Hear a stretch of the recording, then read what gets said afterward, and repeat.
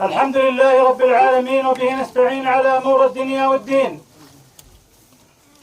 والصلاة والسلام على نبينا محمد صلى الله عليه وسلم.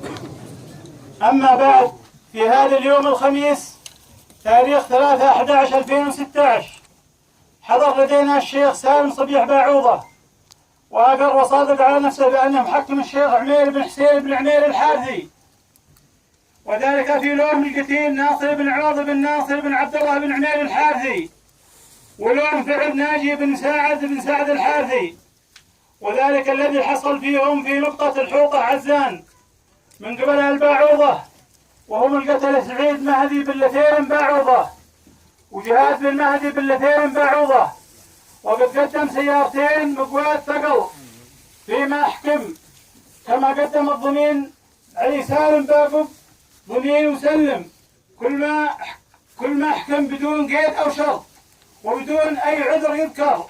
هذا والله الموفق. وبعد الغسل المذكور أعلاه ضمننا الصلح السابق، وهو كالآتي: بسم الله الرحمن الرحيم.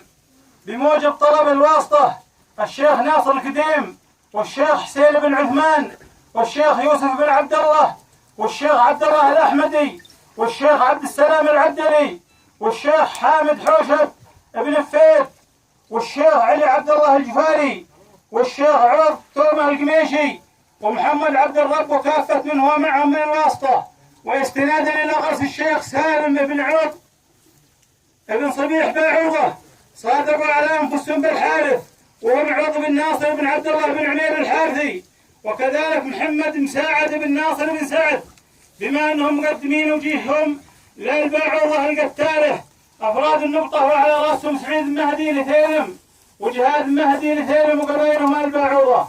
وكان الصلح صلح تقي نقي من في طرق وأسواق في راس وباس، وكان مدة الصلح شهرين من تاريخ يومنا هذا الموافق 4/9/2016 الموافق 3 شهر ذو الحجة 1437.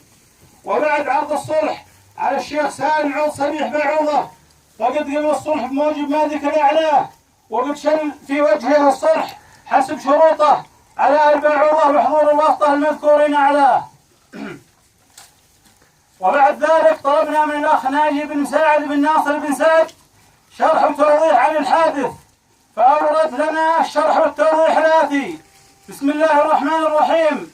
لقد أوقفونا الباعوضة في نقطتهم التي في مفرق عزان الحوطة، ونحن محملين على سيارتنا ذخيرة جبهة بيحان، وبعد تحاورنا معهم عزمونا للعشاء لأننا نعرفهم ويعرفوننا، وسارحين ورايحين مع الخط، إلا أن الباعوضة بعد ذلك طلبوا مننا بطريقنا الشخصية من أجل يبلغون جهاتهم بأسمائنا حسب كلامهم لنا، ثم تفاجأنا بهم يطلبون منا تسليم بنادقنا لهم، ورفضنا أن نسلم بنادقنا لهم. وقال سعيد بن مهدي باعوضة: خلوا سلاحكم معكم، وخرجوا من عندنا من الحوش الذي كنا وإياهم فيه. وبعد ذلك تفاجأنا بإطلاق النار علينا من قبل الباعوضة، وسقط ناصر بن عوض بن ناصر بن عمير قتيلا مباشرة، وأنا خرجت على طول بعد أن قتل ناصر بن عوض بن ناصر بن عمير، واشتبكت معهم وهم قد تحصنوا في المباني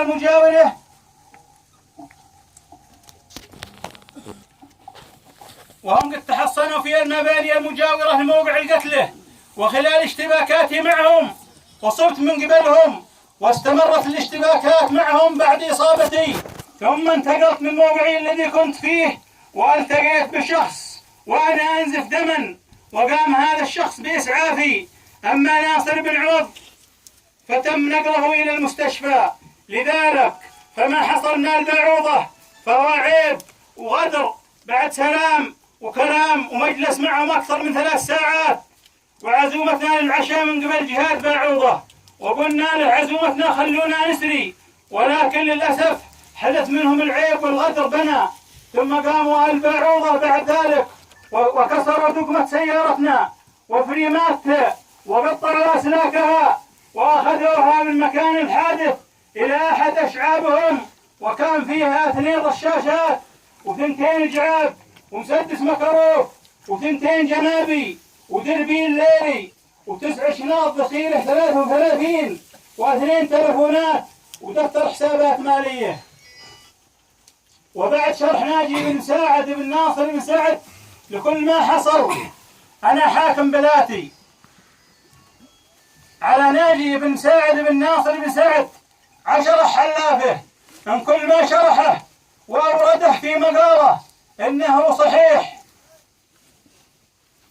صحيح وكان نص اليمين كما يلي: أقسم بالله العظيم البار الرحيم محيي العظام وهي رميم والذي بكل شيء عليم إن كل ما قلته في مقالي إنه حدث وإنه صحيح.